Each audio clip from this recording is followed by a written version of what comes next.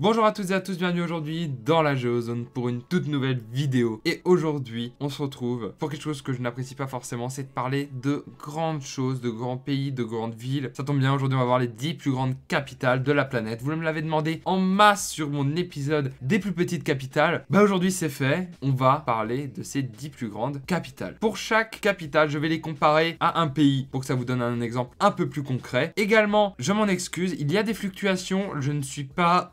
aller faire les recensements dans les villes moi-même. Donc oui, entre une année sur l'autre, ça peut changer. Par exemple, il y a d'autres villes comme Dhaka, la capitale du Bangladesh, qui monte en flèche. Je ne peux pas forcément l'inclure dans ce classement, puisque peut-être que dans 2 ans, elle sera dans ce classement, mais là, pour l'instant, elle n'y est pas. Donc tout d'abord, avant de commencer, on va se donner un petit ordre d'idée. Forcément, nous, notre pays, les pays frontaliers, ce sont des grandes capitales européennes, pour la plupart. Mais que européennes seulement. Pour nos pays frontaliers, et la France également, je vais vous donner la position de leur capitale. Voici une petite carte pour schématiser tout ça. Paris, c'est la 37e. Berlin, 21e. Berne, 163e. Rome, 30e. Madrid, 24e. Bruxelles, 77e. Oui, je dis Bruxelles et pas Bruxelles. Luxembourg, c'est 174e. Monaco, 189e. Et Andorre, 202e. Donc voilà, la plus grande capitale de nos alentours, c'est Berlin et elle est que 21e. Donc vous allez voir que là, on va péter des scores. Vous allez, je pense, halluciner avec les populations de ces villes. Commençons dans le bon ordre à la 10e place avec Téhéran et ses 8 154 000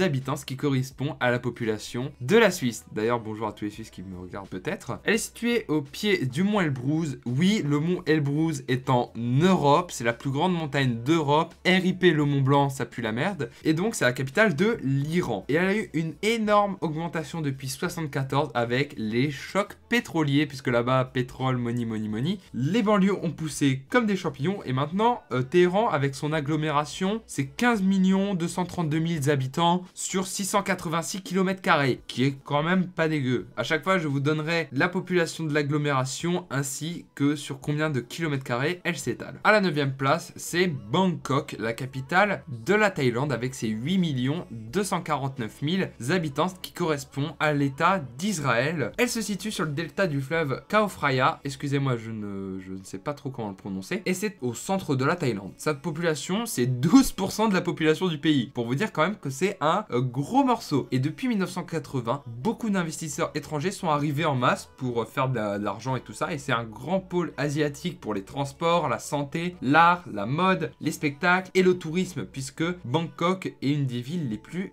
visitées du monde. Oui, derrière Paris, puisque Paris c'est la plus visitée, mais bref, ça c'était pas la question. Son agglomération, elle a une putain de superficie de 7762 km² avec plus de 15 565 000 habitants. En 8e, nous avons Lima, la capitale du Pérou avec ses 8 481 000 habitants, ce qui correspond à la population du Honduras. Lima, c'est au milieu de la façade maritime péruvienne et elle s'étend sur 3 fleuves, Rimac, Chilon et Lurin. Je ne suis sûr que ça ne se prononce pas comme ça, mais c'est pas grave. Elle est carrément placée au patrimoine mondial de l'UNESCO avec son architecture de l'époque coloniale et son agglomération s'étend sur 2672 km² avec une population de 9 903 000 habitants. Alors avant de me recevoir une petite pouce rouge, non, l'Angleterre je ne la considère pas comme frontalière à la France, parce que sinon ça aurait spoilé le classement, puisqu'à la 7e place on retrouve Londres, la capitale du Royaume-Uni avec ses 8 630 000 habitants, ce qui correspond quand même à la population de l'Autriche. Elle a été fondée par les Romains au bord de la Tamise et elle est très connue pour ses monuments comme Westminster,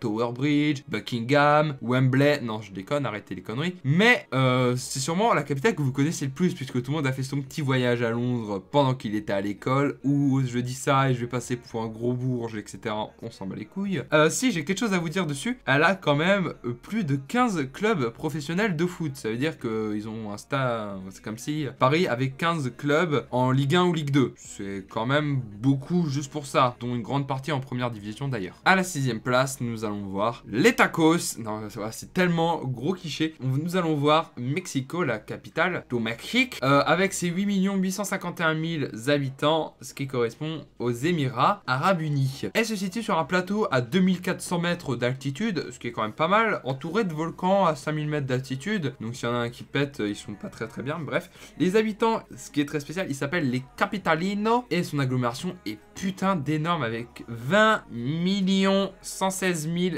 habitants étalés sur 1485 km². C'est juste énorme. À la moitié de ce classement, on repart en Asie et on monte d'un niveau puisqu'on va parler de Jakarta, la capitale de l'Indonésie, avec ses 10 187 000 habitants, ce qui correspond au Portugal si vous préférez. Elle est surnommée The Big Durian. Oui, durian comme dans la vidéo d'Amixem, le fruit qui pue la mort. Pourquoi? Parce que les Indonésiens considèrent un peu ça comme leur New York, puisque New York, je vous rappelle, ça s'appelle Big Apple, et eux, ils l'ont appelé The Big Durian. Voilà, ils ont vraiment pas de super bonnes idées. Enfin bref. Elle est au nord-ouest de l'île de Java et est traversée par le fleuve Ciliwung. Elle s'étale sur 664 km², et c'est une putain de métropole de 28 millions d'habitants. C'est quand même pas rien. Soit la deuxième mondiale derrière Tokyo. Je vous ai spoil peut-être la suite du classement, merde. Donc les gars, maintenant on passe à un tout autre niveau, puisqu'en quatrième nous avons Séoul, la capitale de la Corée du Sud, avec ses 10 528 000 habitants, puisqu'en Corée du Nord, Pyongyang, c'est que entre guillemets 3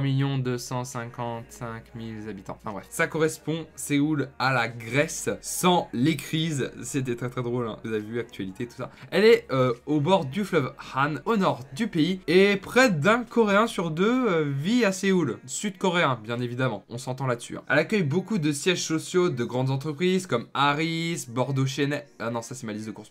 Des entreprises très connues comme Samsung, LG ou Hyundai par exemple. Et le quartier le plus connu de Séoul, c'est forcément Gangnam, avec sa chanson du Gangnam Style de Psy, bien évidemment. Elle s'étend sur 605 km² et c'est la 4e aire urbaine mondiale avec ses 25 620 000 habitants. Sur la 3e marche du podium, nous allons avoir la capitale de la mère patrie, de notre fameux goulag et de toutes les bonnes choses qu'ils nous ont apportées. C'est pas du tout vrai. Nous allons voir Moscou, la capitale de la Russie, avec ses 11 541 000 habitants, ce qui correspond à la Guinée. C'est la plus grande ville d'Europe et elle regroupe 9% de la population du plus grand pays du monde. Pour vous dire que la Russie, c'est quand même bien vide. Hein. Le centre-ville se situe sur une colline dominant la rive gauche du fleuve Moskova et on y trouve des monuments très connus comme le Kremlin ou la Place Rouge par exemple. Après plus de 70 ans de communisme, elle est devenue une géante capitaliste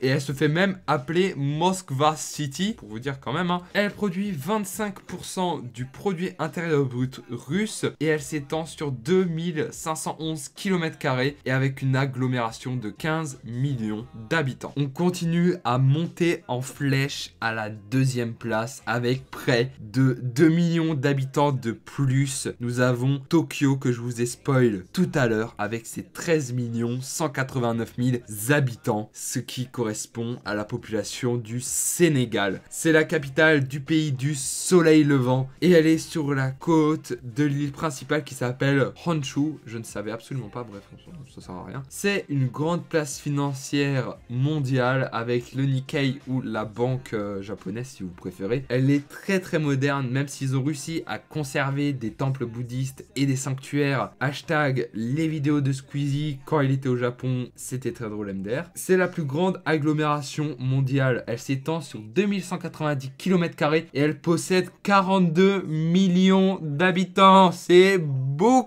d'habitants ça quand même, putain. Elle s'étend même jusqu'à la région d'à côté qui s'appelle la région de Kanto. Trop d'informations à la seconde, bordel de merde. Et en plus, en 2020, elle accueillera les Jeux Olympiques après l'avoir accueilli une première fois en 1964. Nous y voici la première place avec 7 millions d'habitants de plus que Tokyo. C'est Pékin, la capitale de la Chine avec ses 20 693 000 habitants, ce qui correspond au Sri Lanka entier, juste pour Pékin. C'est quand même très beaucoup, hein, même si ça se dit pas comme ça. Bref. Après la capitale du soleil levant, nous avons la capitale de l'Empire du Milieu, en chinois Beijing, ce qui signifie la capitale du Nord. Ouh là là, monsieur se la pète, il fait chinois LV3, lol. Oui, on apprend des choses quand même en chinois LV3, vous voyez, on apprend ce que ça veut dire Beijing. Bref, t'en fous. Ça se situe au nord de la Chine et c'est tout proche de la Grande Muraille. Mais mais c'est pas la ville la plus peuplée de Chine.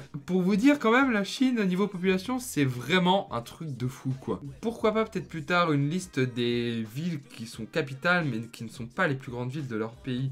Je n'aimerais pas vous donner de mauvaises idées quand même, hein. Bref, on s'en fiche, c'est pas grave. Mais Pékin, c'est aussi une putain de capitale culturelle avec par exemple Tiananmen, le Temple du Ciel, la Cité Interdite, la Grande Muraille juste à côté, enfin, il y a tout. Elle a également accueilli les Jeux Olympiques d'été en 2008 et elle accueillera les JO d'hiver en 2022. Oui, effectivement, il y a des villes qui peuvent accueillir les JO d'été et d'hiver. Merci beaucoup d'avoir regardé cette vidéo sur les plus grandes capitales de la planète. J'espère qu'elle vous aura plu. N'hésitez pas à lâcher un petit commentaire pour me dire ce que vous en avez pensé. Si vous êtes timide, à mettre un like puisque c'est vous qui faites vivre la chaîne. Je vous en remercie. Moi, je vous laisse. Ciao!